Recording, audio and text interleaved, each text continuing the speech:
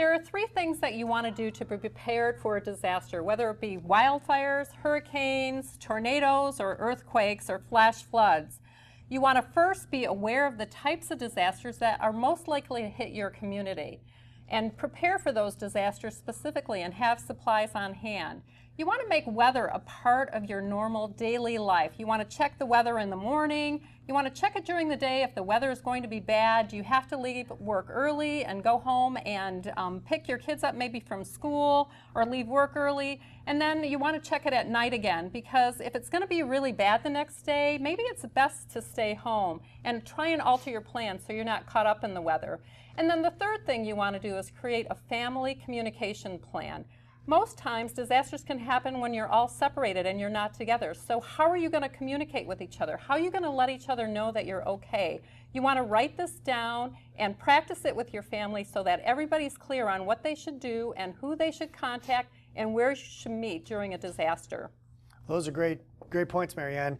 When it comes to preparing the kit that you should have in your car, we have one here that's really more for the home, but we have some bags we think are about the right size for building a kit for the car.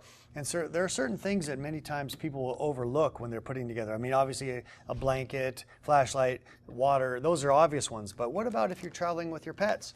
You might want to have some dog food or cat food with you to make sure that they're addressed as well. Obviously, they can eat the human food if necessary, but this is really what they're looking for that has the right nutrition for them. Also, you look at different medications. Maybe somebody in your vehicle might be suffering from diabetes. It requires regular care, or maybe some heart medication. So you want to make sure you've got that at hand. You don't want to be caught out, thinking, well, we'll be home in a couple hours for the next dose. You may not be home for a few days if there is some sort of emergency. So you want to make sure you've got that ready to go. And lastly, if there's some sort of power outage, the banking or the ATM network may be impacted. So we suggest bringing along some extra money. Keep it in a waterproof bag like this. Just allows you to be prepared in case you are stuck out for several days. You can't get to your money and you need to get new supplies. And we talk about the vehicle itself. Cars today are so reliable, so durable, that we often neglect the little things that are requiring our attention.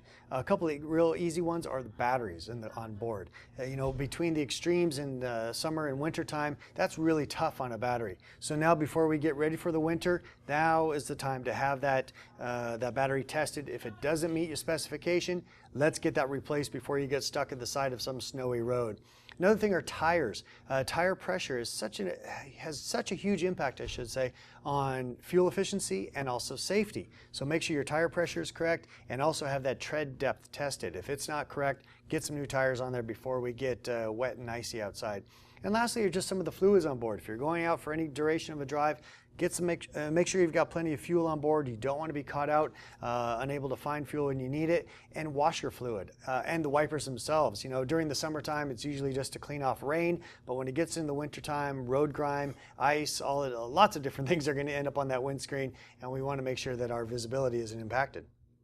Those are great tips about the vehicle, James. And one of the things we want you to remember is that one of those things to have in your vehicle is OnStar. If you have a GM vehicle equipped with OnStar, just use that OnStar button and press the button if you need assistance. We can get first responders to you if you have a medical emergency if you're in your vehicle or other emergency. We can actually provide you with pre-arrival medical instruction as well from our specially trained emergency advisors.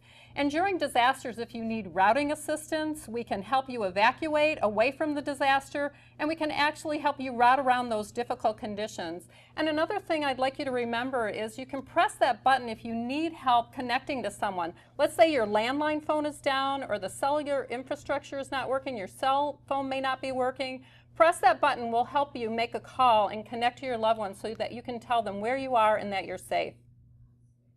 And then I'd like to talk to you about America's Preparathon. America's Preparathon is an initiative sponsored by FEMA, the Federal Emergency Management Agency, to try and get people to be more prepared and become more resilient, because if you're prepared and have things at home to help you get through, first responders may not be able to get to you for a number of days, so you've got to be able to depend on yourself.